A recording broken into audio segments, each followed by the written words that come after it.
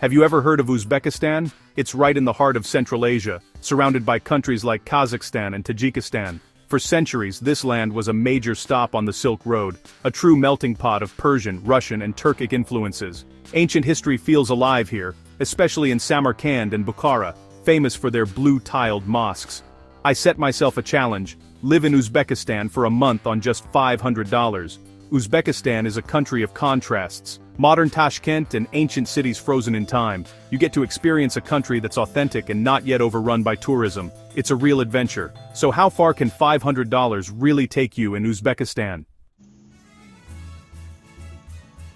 Can you really live in Uzbekistan on $500 a month? Absolutely. My biggest expense was housing. A simple one-bedroom apartment in Tashkent cost just $200 a month. Utilities like electricity and water were only about $20 to $30. That left me with around $9 a day for everything else. Food is incredibly affordable. At local bazaars, a few dollars buys fresh vegetables, bread, and meat. A meal at a chaikhana, or local eatery, costs $2 to $3. Plov, the national dish, is often less than $2. Transportation is a bargain. The Tashkent metro is beautiful and costs just 12 cents a ride. High-speed trains connect major cities for as little as $8.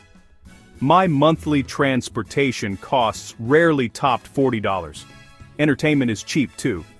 Entrance to historical sites is just a few dollars, and the best experiences, wandering bazaars, exploring alleyways, are free.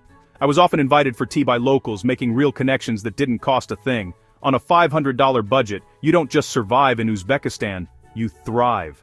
The low cost of living lets you experience the country deeply, not just as a tourist. Every day brought new surprises, and I never felt like I was missing out. Uzbekistan proves you don't need a big budget for a rich adventure. Here, $500 goes a long, long way. And the memories? Priceless. If I had to describe Uzbeks in one word, it would be hospitable. From the moment I arrived, I was treated like a guest of honor. Strangers stopped me just to say hello. One day in Bukhara, lost and confused, an elderly man led me to his home, where his wife served tea and sweets. We communicated with smiles and gestures. They just wanted to help a tired traveler. This kindness, with no expectation of anything in return, is the true spirit of Uzbekistan.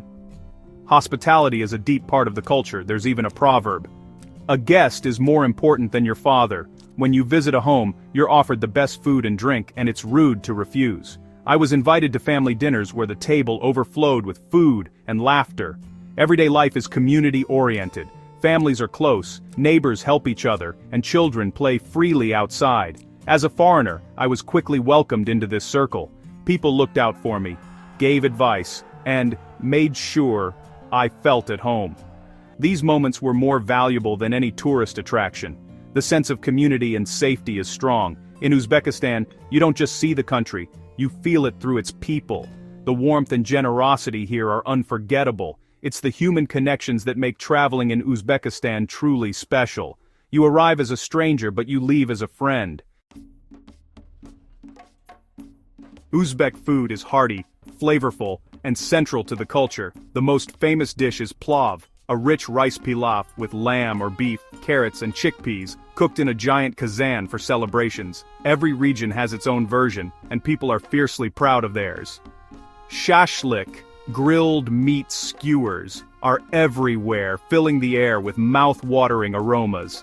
Manti, large steamed dumplings filled with spiced meat, and somsa, flaky pastries baked in clay ovens, are must-tries. Bread, called naan, is sacred. Round, beautifully stamped, and always served fresh. It's considered disrespectful to place bread upside down or on the floor.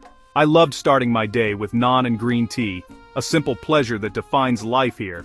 Tea, especially green tea, is the national drink, served in small bowls called pialas. The chaikhana, or tea house, is the heart of social life. People gather to drink tea, eat, and talk for hours.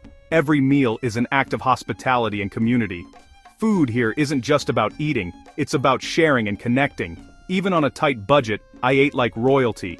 The flavors, the rituals, and the warmth around the table are unforgettable. Uzbek cuisine is a journey in itself. Come hungry, you won't be disappointed.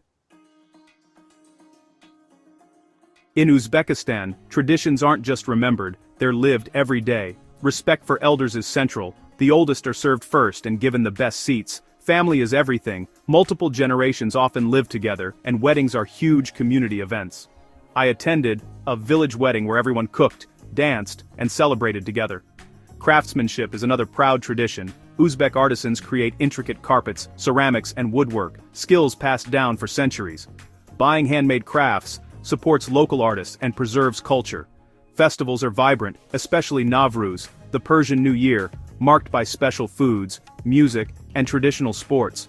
The whole community comes together to celebrate, cook, and make wishes for the year ahead. These customs create a powerful sense of belonging and identity. In Uzbekistan, tradition isn't just history, it's a living, joyful part of daily life. It's what gives the country its unique spirit. And as a visitor, you're always invited to join in. In Uzbekistan, women are a visible and vital force in society. You see them running businesses, working in fields, teaching, and creating art. They manage households, organize family gatherings, and keep communities connected. Their strength and resilience are remarkable. They carry heavy responsibilities with grace and optimism. In cities, women blend modern and traditional styles, wearing both Western fashions and colorful atlas dresses with headscarves. They're proud of their heritage and unafraid to show it. While leadership roles are still mostly held by men, women are increasingly active in business and public life. The government is promoting women's rights and entrepreneurship. The women I met were confident, articulate, and hopeful for the future. They are the glue that holds families and communities together. Their energy and spirit are driving Uzbekistan forward. Meeting them was one of the highlights of my journey. Most tourists stick to Samarkand, Bukhara, and Khiva, but Uzbekistan's real magic is off the beaten path. The Fergana Valley is a lush green oasis known for its friendly people and master artisans. In the west, Karakalpakstan feels like another world. Its capital, Nukus, houses the Savitsky Museum, a treasure trove of forbidden Soviet art. Near Nukus, Moynak is a haunting ship graveyard, a stark reminder of the Aral Sea disaster. Visiting Moynak is sobering, but it reveals the resilience of locals who still call it home. For nature lovers, the Nuratau Mountains offer peaceful villages, hiking, and ancient petroglyphs. Staying in a homestay lets you experience rural life firsthand. These hidden gems show a raw, authentic side of Uzbekistan. They're places of beauty, history, and real adventure. Beyond the famous cities, Uzbekistan's diversity shines. Exploring these lesser-known spots made my trip unforgettable. The true spirit of the country is found where few tourists go. Traveling around Uzbekistan is surprisingly easy and safe. The high-speed Afrosiyab train connects Tashkent, Samarkand, and Bukhara, fast, comfortable, and affordable. Older Soviet-era trains are great for overnight journeys to places like Khiva or Nukus. Within cities, the Tashkent metro is efficient and beautiful, and shared taxis or marshrutkas are everywhere. Ride-hailing apps like Yandex.Go make getting around simple and transparent. Safety is outstanding, crime rates are low, and there's a strong police presence. I walked around at night and always felt secure. People are honest and helpful. If you lose something, it might just be returned. The biggest danger? Being invited for too much tea and food. Normal precautions apply, but solo travelers, including women, will feel comfortable here. The government prioritizes tourism and works hard to keep visitors safe. All this makes exploring Uzbekistan stress-free and enjoyable. After a month living on $500, I discovered Uzbekistan is so much more than ancient mosques and history. What truly stole my heart were the genuine human connections, families inviting me in, endless cups of tea, and smiles at the bazaar. Living on a budget pushed me into real Uzbek life, far from the tourist bubble. I learned happiness here isn't about wealth, it's about family, community, and sharing. Uzbekistan is a hidden gem, modernizing fast but still authentic. You can step back in time in Khiva, then ride a bullet train to Tashkent. It's still undiscovered by mass tourism, so every experience feels personal. Now is the time to visit before the world catches on.